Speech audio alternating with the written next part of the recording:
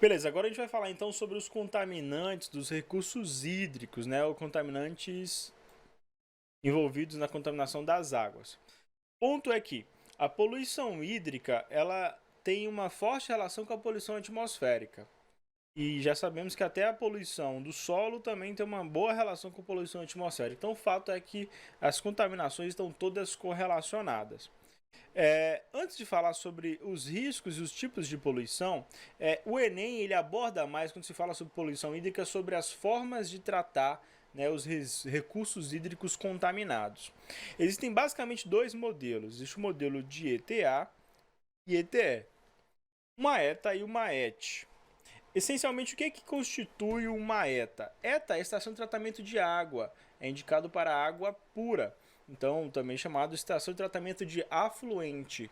É uma estação de tratamento de afluente, ou seja, água de entrada afluente, ou água pura.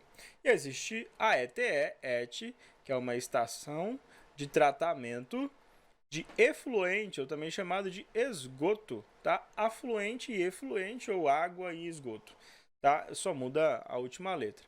Ponto é que uma ETA ela é muito mais sensível do que uma ET. Sensível em quais parâmetros? Tratar um efluente, um resíduo, exige métodos mais rigorosos do que tratar um afluente, uma água de entrada, água de um rio. Por exemplo, a água de distribuição pública na legislação brasileira passa essencialmente por essas etapas. Eu vou mostrar as etapas primeiro num vídeo, depois a gente vem estudar aqui os esquemas dessas etapas também. Só um segundo, deixa eu só... Beleza. Então temos aqui uma simulaçãozinha de uma estação de tratamento de água, água de entrada. Primeiro ponto é um peneiramento, né? Vai reter partículas maiores, depois a adição de cloro para fazer com que haja uma desinfecção. Depois vem a parte da decantação. Essa decantação e floculação deixa com que a água fique cada vez mais límpida. Adiciona-se sulfato de alumínio para isso. Depois vem a filtração em leitos de carvão ativado, de silt, de argila, de cascalho. A adição de flúor. A fluoretação existe essencialmente para deixar nossa higiene bucal mais precisa. Vem a adição também de alguns produtos alcalinizantes, a adição de cloro para servir como infectante com mais efetividade. E aí, ponto, a água pode ser distribuída até o consumidor final. Essa simulaçãozinha aí foi proposta pela Sabesp, pelo Sistema de Distribuição de Água do Estado de São Paulo. Tá. Então, o processo é basicamente esse. O processo é captar a água de um rio, né, ou água de um lago. Essa água vai passar por uma série de dosagens. Aqui nesse esquema, observem que a sequência que a gente viu no vídeo, a sequência que está nesse esquema é um pouco diferente. É que não existe, você não precisa se preocupar com uma sequência fixa, com sempre a mesma. Essa sequência vai mudar conforme as necessidades do recurso hídrico, tá? Mas vai sempre ter a etapa de alcalinização, adicionando quical para isso, por exemplo. Ó. Aqui é a etapa de alcalinização, está adicionando óxido de cálcio. Esse é um óxido básico, né? Lembra lá de grupos funcionais inorgânicos óxidos? Todo óxido de metal alcalino e alcalino terroso são óxidos básicos. Adiciona cal, por exemplo, para isso. Depois adiciona-se o sulfato de alumínio. O sulfato de alumínio L2, SO4. 3. O sulfato de alumínio ele serve como um agente de floculação. O fenômeno da floculação é que o sulfato de alumínio no meio do recurso hídrico ele é como se fosse capaz de formar algumas bolsas, né, as bolsas com resíduo, e aí o resíduo ganha densidade e afunda, né, vai ficar pesado e vai descer. Todo aquele resíduo desce, vai se acumular aqui ó, no fundo do tanque de floculação, e aí a água de cima, chamada de sobrenadante, vai ficar mais límpida e pura. Então adiciona-se aqui o sulfato de alumínio, mas é no outro tanque que acontece a decantação, que é a mesma coisa que floculação, é ir para baixo, né, com a sujeira. Depois vem outro tanque, o tanque de decantação secundária, essencialmente aqui vários flóculos, né, a sujeira mesmo já vai ficar no fundo, vai formar um lodo, aqui esse floco com um lodo, com um resíduo chamado de lodo. Esse lodo depois pode inclusive servir como combustível para queima, ou pode servir como agente de preparação de cimentícia, né, para preparar cal, cimento, concreto. Depois do tanque de decantação, deixar a água limpinha. A filtração em leitos. Utiliza-se geralmente nessa filtração em leitos, primeiro leito, um leito de cascalho, de brita, de pedra, né, cascalho. Depois usa-se leito de areia e um terceiro leito de carvão ativado. Esse é o mais importante, esse que costuma cair nas questões. O porquê de utilizar o leito de carvão ativado. O carvão ativado, pessoal, é essencialmente carvão vegetal, né? Carvão de churrasqueira. Só que por que chama-se carvão ativado? Porque ele foi pulverizado, macerado, e ele passou por uma ativação química ou térmica. Essencialmente o que se faz é que o carvão ativado ele vai ser extremamente microporoso. E como ele é microporoso, ele é capaz de reter na sua microporosidade até mesmo moléculas responsáveis pelo odor. Então o carvão ativado ele consegue retirar por completo, de uma forma muito efetiva, odor e cor. Cor é chamada de turbidez. Retém de uma forma definitiva todas aquelas moléculas que poderiam dar algum tipo de odor à água e cor à água. O carvão ativado é essencial nesse processo. Usa-se ele no tratamento de água, mas não serve só para isso, né? Essa sua estrutura microporosa dá a ele uma altíssima área superficial. Ele é muito cheio de vesículos, né? De bolsas onde a sujeira as moléculas diversas podem ficar grudadas lá dentro, e aí ele serve para purificar uma série de coisas. Até como agente antídoto em alguns casos de envenenamento, o carvão ativado, algumas pílulas de carvão ativado são indicadas. Então tá, aí vem a filtração em leitos, adiciona-se cloro, adiciona-se também flúor, nesse esqueminha aqui não está citando, mas é obrigatório no Brasil adicionar o flúor. O flúor que é adicionado é na forma de fluoreto de cálcio. Essa molécula aqui, ó, adiciona-se flúor. O cloro é adicionado para desinfecção, como eu cheguei a citar lá na animação. Então é para eliminar micro-organismos, é para desinfectar, e o flúor é para tratar e prevenir a cárie dentária. Que parece boçal falar que adiciona flúor para tratar a cárie, é que cárie já foi um problema de saúde pública no Brasil e há uma relação, pesquisas indicam que há uma relação entre cárie e doença da artéria coronária, doença de coração. Por isso, é obrigatório no Brasil. Então, essa é a forma de fazer um tratamento de água de entrada, estação de tratamento de água. Essencialmente, como ocorre uma estação de tratamento de efluente?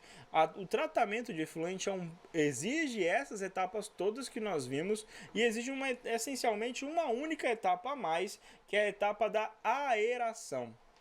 Para tratar esgoto, tratar qualquer efluente, na verdade, exige-se a aeração. Como está no próprio nome, a aeração é adição de ar, é um borbulhamento. Vai fazer com que promova uma oxidação. Então aquele resíduo todo que está lá no esgoto, que está no efluente, ele vai ser oxidado. E como a gente já viu desde lá de eletroquímica, tudo que oxida estraga. A aeração é em suma um borbulhamento, então são máquinas que vai promover a agitação da água, ou então pode até borbulhar. São bombas que pegam o ar atmosférico e fica borbulhando lá no tanque de aeração. Isso vai fazer com que aqueles resíduos, principalmente resíduos orgânicos e outros resíduos minerais, metálicos, também vão ser oxidados, o oxigênio vai grudar nessas moléculas, essas moléculas essencialmente iriam se decompor, vão estragar. Se for orgânico, vai virar gás carbônico e água, né, num estado mais avançado de aeração. Se for metálico, vai virar algum tipo de óxido ou hidróxido e vai precipitar, vai sair do meio, vai sair do recurso hídrico. Óxidos e hidróxidos, dependendo do metal, são bastante insolúveis, aí vai para o fundo do recipiente. A aeração é também chamada, quando isso acontece sozinho ao longo dos rios, de autodepuração. A aeração é a mesma coisa que a autodepuração, que costuma cair nas questões. Como assim? O que é esse lance de autodepuração? Então imaginem comigo aqui que estamos ao longo do fluxo de um rio. Estamos aqui ao longo do fluxo de um rio. Nesse sentido, é o fluxo do rio. Se por acaso temos aqui, logo próximo à nascente do rio, uma fábrica. Essa fábrica está poluindo aqui o rio. Essa fábrica polui. Aí, vamos supor que aqui tenhamos domicílios. Só para ilustrar para vocês a autodepuração. Se esse rio ele possui uma boa queda, uma boa vazão também, ou se ele possui rochas ao longo do seu caminho, ele vai sofrendo uma autodepuração. A autodepuração faz com que esse resíduo aqui, ó, que foi jogado pela indústria nessa posição 1, quando chegar aqui na posição 2, já está mais enfraquecido. Na posição 3, mais enfraquecido ainda. Na posição 4, esse resíduo pode ser, claro, dependendo da distância, dependendo do fluxo de água do rio, da aeração espontânea que ele sofre, pode ser que esse resíduo chegue insignificante aqui no ponto 4. Essa é a autodepuração. A questão toda é que a autodepuração depende de bom fluxo de água. Essencialmente, a autodepuração é uma junção de uma oxidação, deixa eu só tirar aqui da frente, é uma oxidação e uma diluição.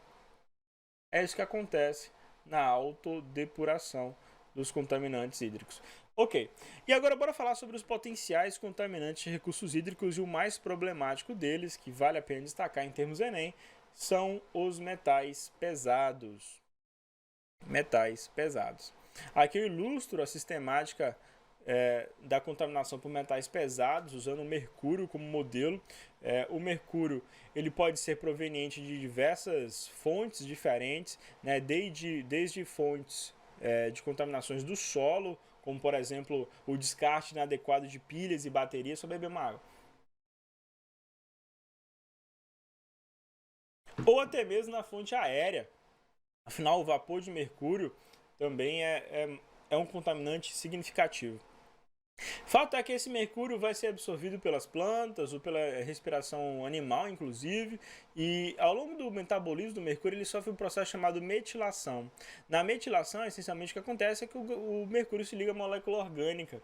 E quando se liga à molécula orgânica, ele fica mais solúvel nos recursos hídricos, que aí pode ser ingerido ou absorvido, né, ao longo da respiração de peixes, fica preso nas guelras dos peixes, fica preso nas camadas lipídicas, é bioacumulativo. Esse é um dos principais problemas dos metais pesados, é que são bioacumulativos.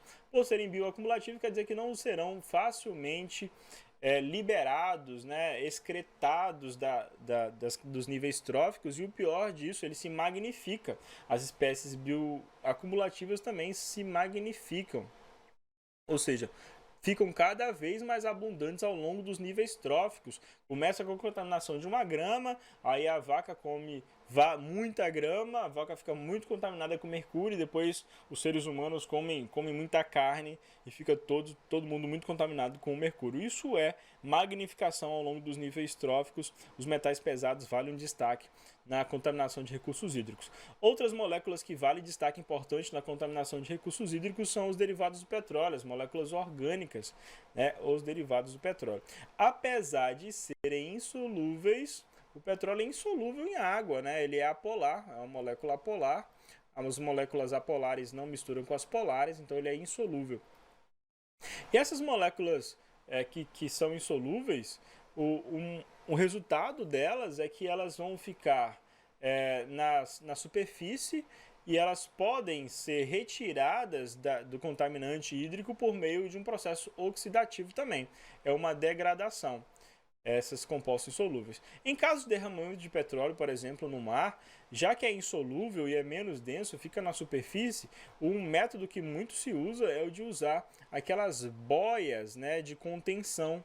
Aquelas boias de contenção, e aí o óleo fica todo preso ali na superfície, retido pelas boias, e aí outra parte do recurso hídrico, do lago, do rio, do mar, não se contamina por completo. Depois, essa parte aqui que tem o óleo contaminado, aqui por exemplo essa parte cinza, né, onde tem o óleo, pode passar por sifonação, né, vem uma bomba que faz a sucção dessa água contaminada, e depois pode fazer, por exemplo, a incineração dela, e vai deixar o recurso hídrico mais limpo ainda. Ou até esse óleo pode ser recuperado e pode entrar na cadeia do óleo, né? Voltar a passar pelo refino, indústria petroquímica e daí por diante. Tá, falamos então das principais formas de contaminação de recursos hídricos que tem chance de cair na provinha de vocês, a provinha do Enem de vocês. Aqui a simulação também resume vários desses pontos de como isso pode acontecer. Aqui um caso de derramamento de óleo no mar. Aqui dá para observar. O despejo inadequado dos efluentes, né? A gente já falou um pouco sobre isso. E também resíduos sanitários, que podem promover inclusive a eutrofização, né, do recurso hídrico. Eutrofização que vocês certamente estudam em biologia, que é, em suma, esgotar o oxigênio disponível no recurso hídrico, e como esgota o oxigênio, devido também ao crescimento de algas superficiais que atrapalha a fotossíntese, morrem todos os peixes do recurso hídrico, né? É assim que os rios e lagos podem morrer. Tá, vamos falar de contaminação atmosférica já já.